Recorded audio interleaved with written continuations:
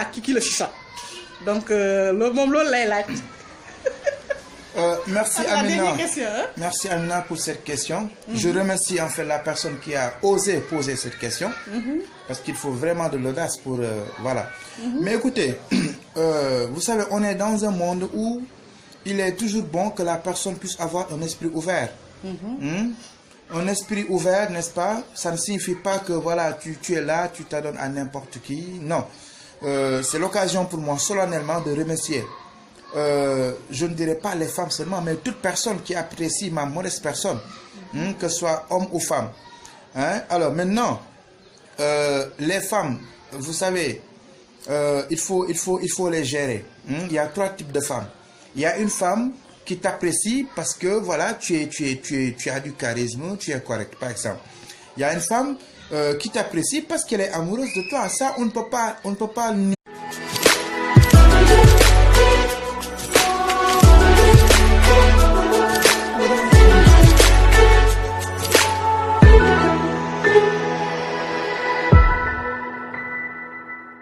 Amina Linguère Mabo dama ñëwoon tey pour vidéo bu bees ak rek daal macha allah waxtaan bu bees di am kontaan ak mbégte mu rëy rëy di leen retrouver rek aujourd'hui pour une toute nouvelle vidéo. Bienvenue sur notre chaîne di wax ne comme ni ngeen ko gisee ak nekkati di waxee tey ci lan la ñuy wax réponse aux questions tey ci maanaam on va répondre aux questions de nos abonnés.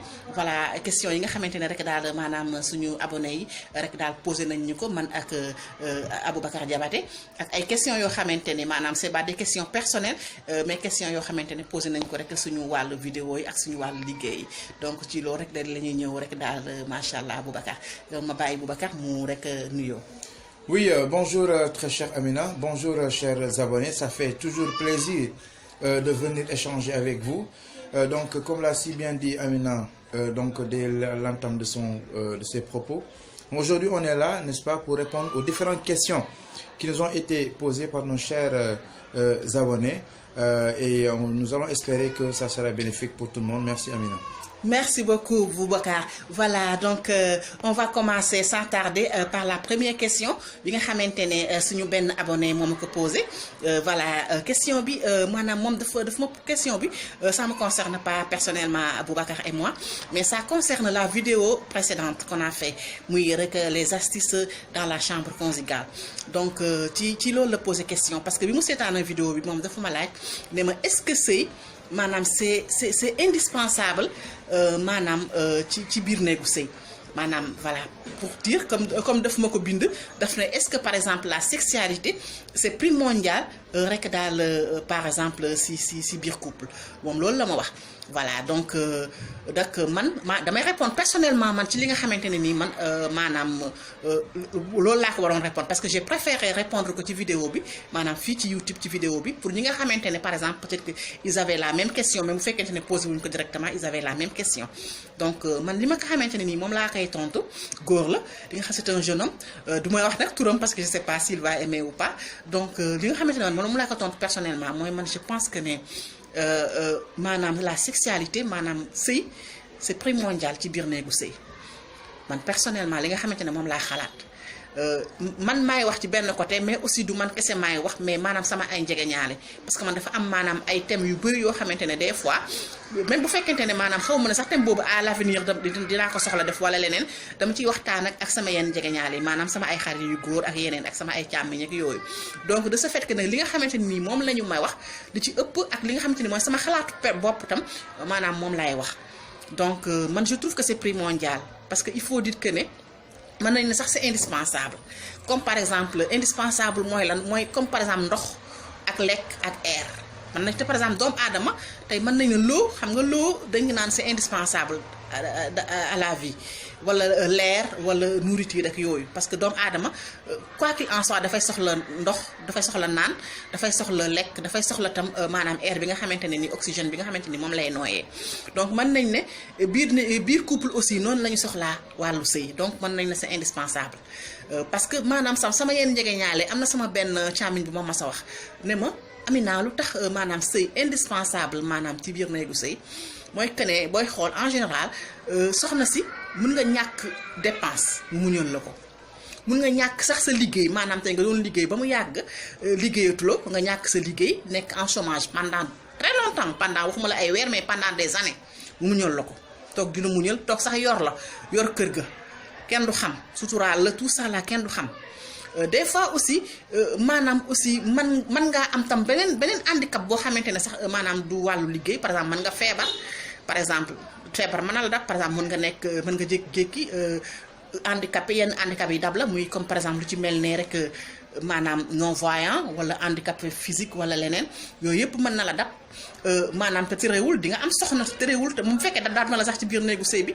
soxna si dina la muñal loolu lépp continuer toog di sëy mais c'est rare nga gis maanaam tey góor gi impuissance dab ko lu yàgg nag pendant des années ku jigéen ki muñal ko loolu il faut dire que ne c'est rare même bu amee mën a amul de mais même bu amee c'est rare parce que des fois peut-être que bu jigéen ji mën na la muñal mais est-ce que mën na la muñal lu yàgg est-ce que mën na la muñal pendant 10 ans wala 5 ans wala 15 ans je ne pense pas donc lu ci ëpp wala bu fekkente ne muñal na la aussi dina feeñ ci biir sëy bi donc loolu moo tax il faut dire que ne kon mën nañ ne sexualité c'est primordial ci biir néegu sëy mën nañ ne bu ma doon xayma rek pour ne pas être trop long bu ma doon xayma rek mën nañ ne mooy comme oto bi par exemple mën nañ ne bu fekkonte ne maanaam sëy sexualité ci biir néegu sëy maanaam mën nañ ne tey mën nañ ne sëy tey oto la mën nañ ne tey sexualité bi mooy pneu yi mën nañ ne mooy pneu yi bu leneen nekkee moteur bi sexualité moom mooy pneu yi donc te oto mën nañ ne ba xoolal waxuma la pneu yëpp bu dañee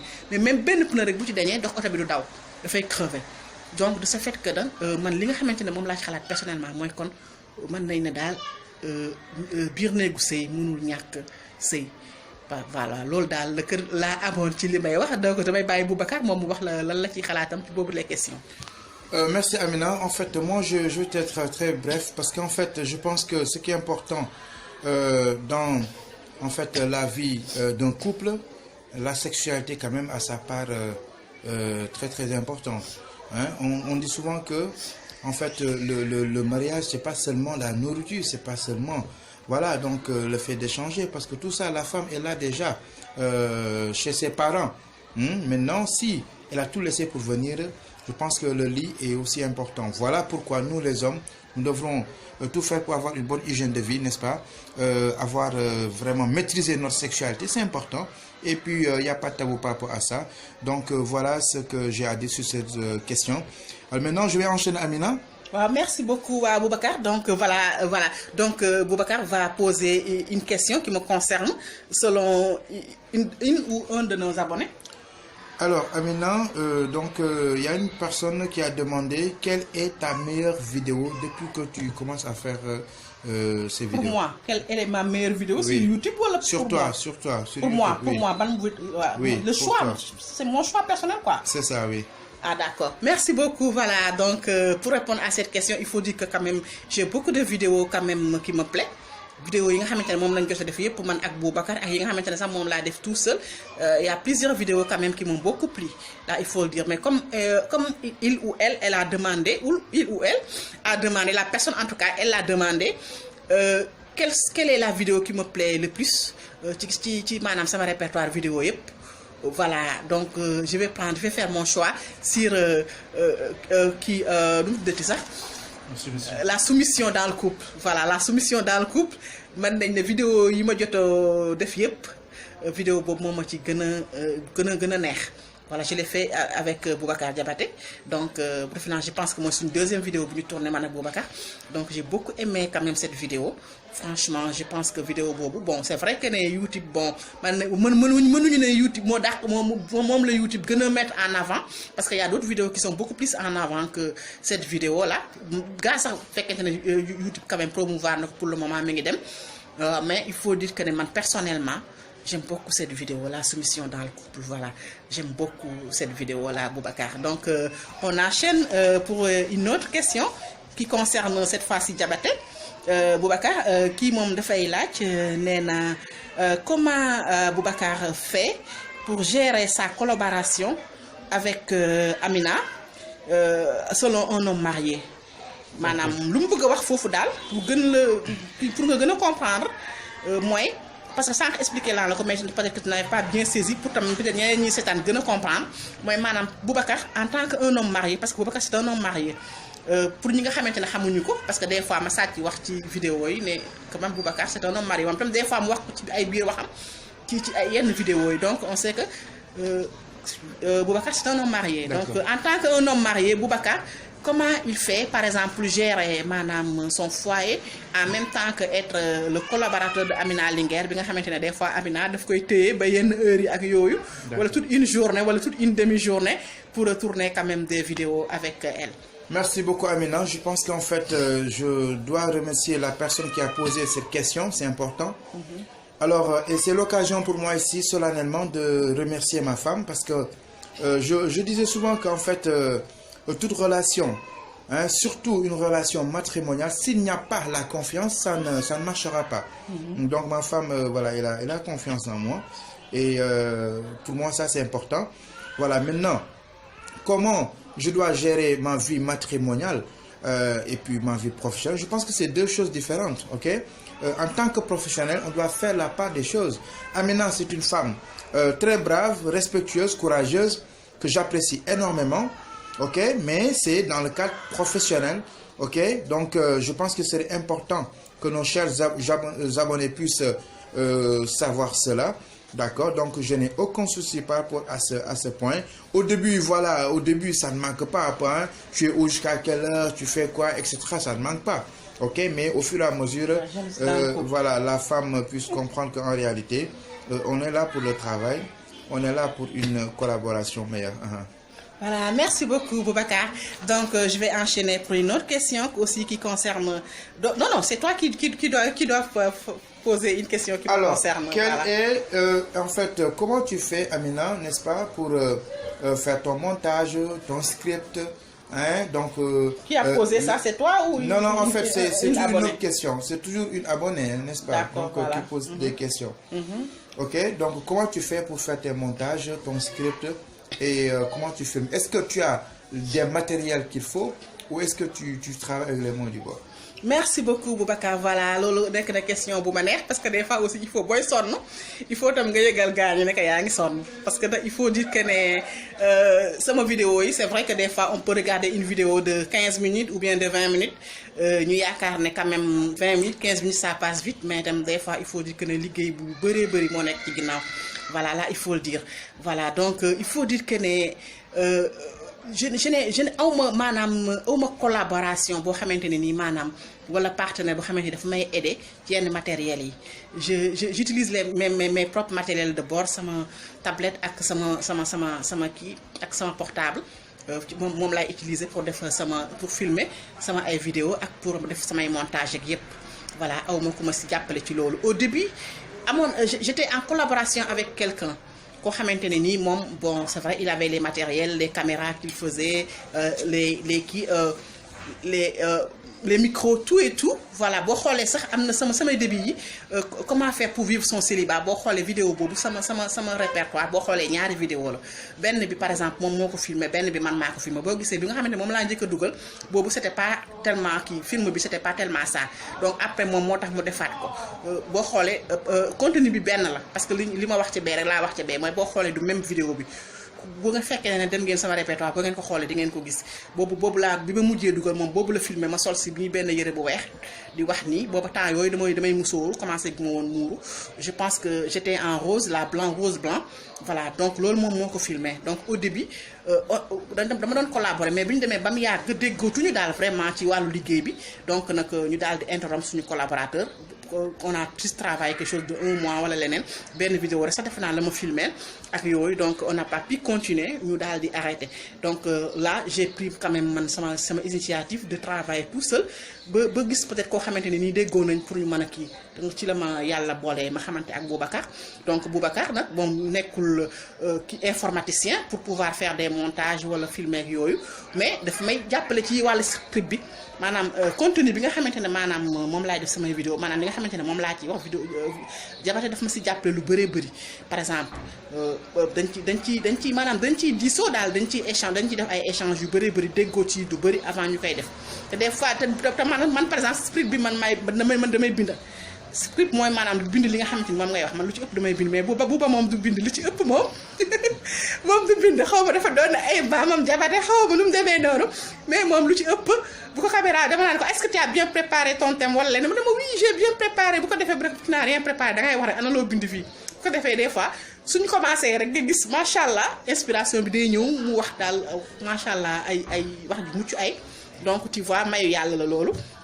donc man nag lu ci ëpp nag moom damay bind li may wax këru ko bu ko defee ma mën ko wax ci maanaam vidéo bi mais buuba lu ci ëpp moom du bind dafay wax et au passage quand même je le remercie parce que vraiment il faut dire que xale bu neex a liggéeyal la wax dëgg yàlla franchement suñu collaboration macha allah yàlla na ko cat seexlu parce que dafa nekk nit ku yaru nit ku am yar nit ku am teggin nit ku respectueux franchement nit ku patient aussi là il faut dire nit ku patient c'est parce que c'est important aussi nit ku patient nit ku mën a muñ parce que loolu yëpp dafa am solo rek maanaam ñaar nit bu ñuy collaborer il faut que nit ñi comprendre rañ te muñalante defante lu bëri daal pour rek am mën a kii voilà et puis quand même après tout aussi c'est mon complice donc il faut dire que maa ngi koy remercier loolu ci lu bëree bëri rek daal macha allah si côté boobu la donc voilà damay enchaîner beneen question boo xamante ne Bouba ça te concerne donc Bouba kii moom dafay laaj qu'est-ce que tu fais dans la vie. Merci beaucoup Amina. En fait, moi ce que je fais dans la vie, professionnellement parlant, je suis agent de santé, délégué médical de profession. En même temps aussi, je travaille avec une multinationale qui existe un peu partout dans le monde et qui me donne aujourd'hui la possibilité d'avoir une solution sur pas mal de maladies telles que le diabète, l'arthrose, le rhumatisme, le prostate, l'hémorroïde interne comme externe, l'infertilité, n'est-ce pas, les problèmes gynécologiques, bref, voilà, on n'a pas assez de temps pour tout citer. Voilà, donc je fais aussi en même temps de la communication, donc je suis maître de cérémonie. Tout événement, que ce soit religieux ou folklorique, d'accord, je suis également dans pas mal d'associations, n'est-ce pas, des associations caritatives, n'est-ce pas, donc qui aident les personnes démunies. Hein, donc je fais également de la politique, hein, parce que la politique n'est rien d'autre sinon gérer ta cité. Hein, je ne comprends pas si une personne, n'est-ce pas, se dit que je ne suis pas politique. La politique, il faut le faire pour changer ce qui est là, n'est-ce pas, changer ou apprécier ce qui est là. Si on est avec le pouvoir, on apprécie ce qui est là. Si on aimerait changer, c'est parce que voilà, on est dans l'opposition. Et voilà, maintenant, tous les deux cas, c'est ça la démocratie. Donc voilà, en tout cas, Amina, ce que je fais dans la vie. Merci beaucoup, Boubacar. Voilà, donc on enchaîne avec une autre question pour moi. Voilà, Diabaté, qui m'a fait là, quels sont tes projets sur, par exemple, l'audiovisuel? Par exemple, tu aimerais être un grand youtubeur, par exemple, quitter Amina Linguère Mabo pour créer ta propre chaîne YouTube.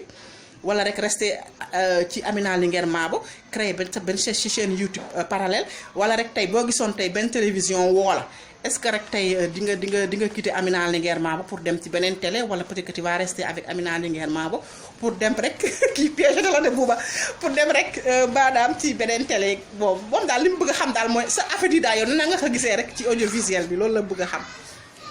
Voilà, merci beaucoup. C'est vrai que la question elle est un peu c'est intéressante quand même. Voilà, mais en fait, pour être franc, dans la vie, il faut toujours avoir de l'ambition. On doit bouger.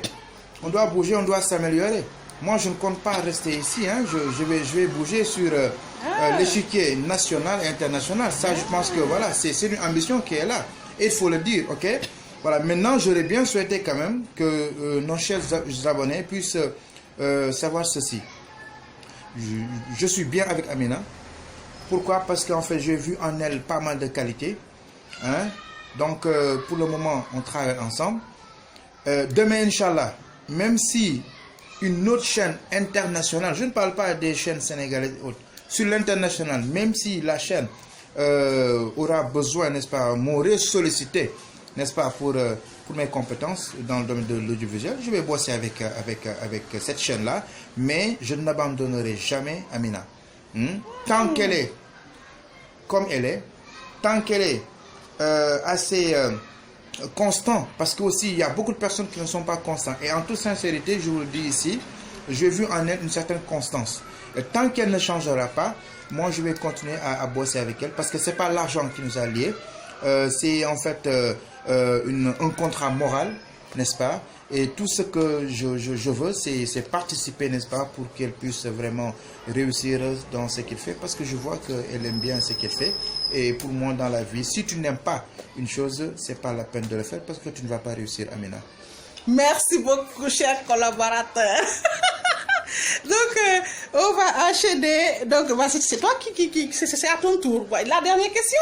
Une question. Si c'est là, on va couper. Alors, je pense qu'Amina, on a déjà fait toutes les questions, parce que tout à l'heure même, la dernière question, tu as fait le tour des questions avec moi. Voilà, tu as répondu, donc voilà. Ah, ok, voilà. Bon, je pense que j'ai une dernière question et je pense bien. Attendez voir, Boubacar. Voilà.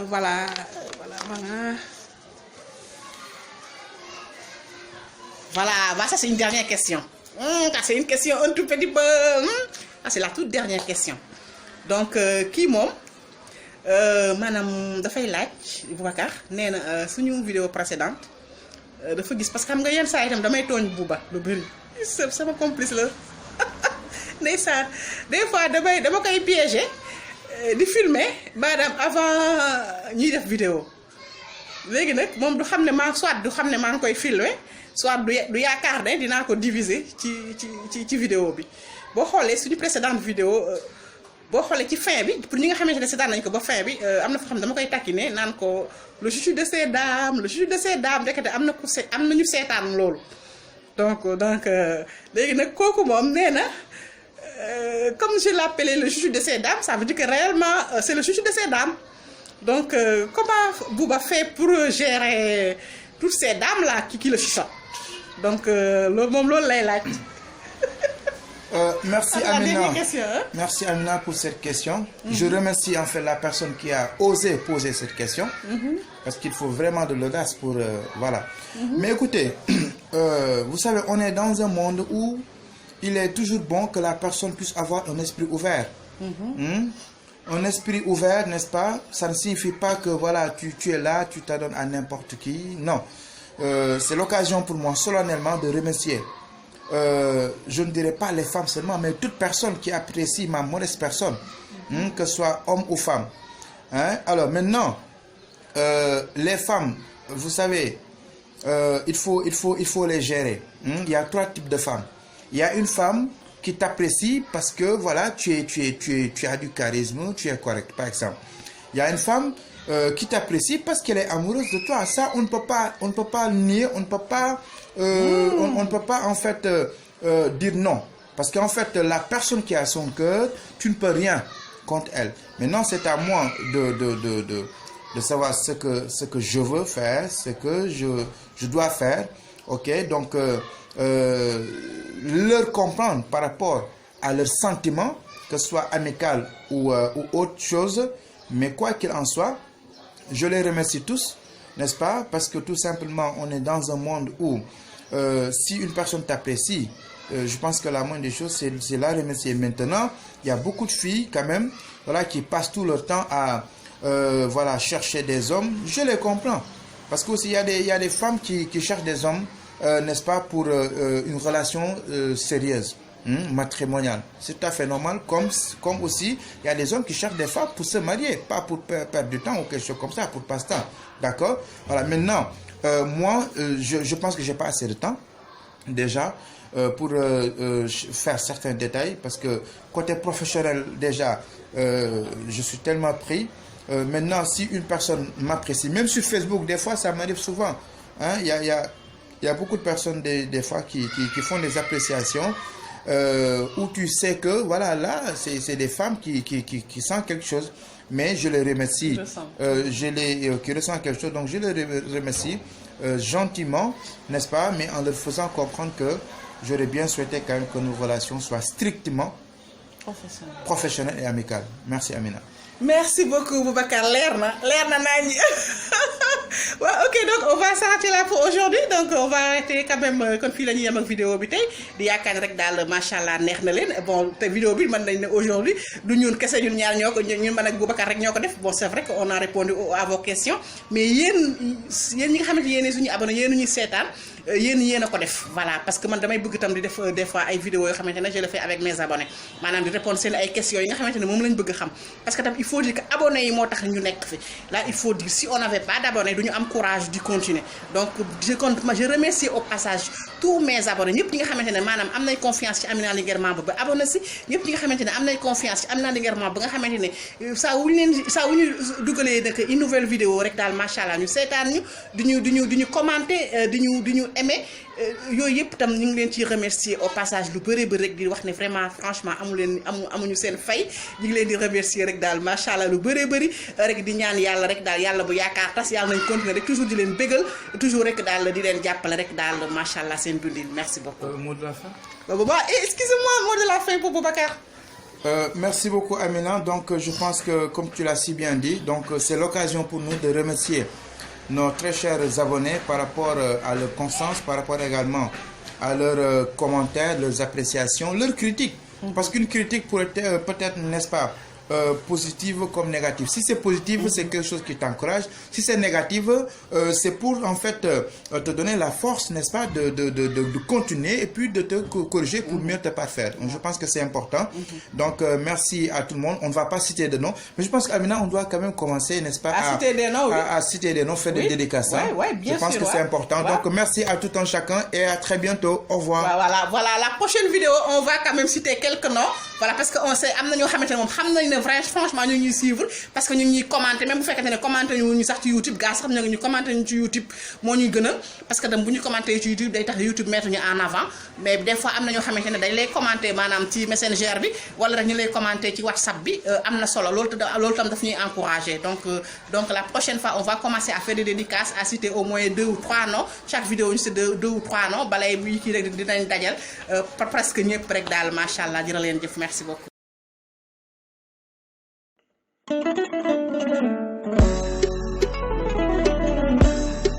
Tumani Jawate, Sidiki Jawate, yeah, Jawate ba music.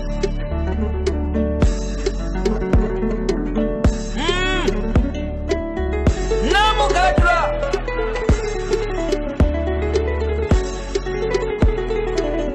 Au kana bala sidiki ma dakantigi ala lena. We have been for sidiki ma dakantigi ala lena. We have been for sidiki la dakantigi ala lena. Oshima penke sidiki la dakantigi ala lena.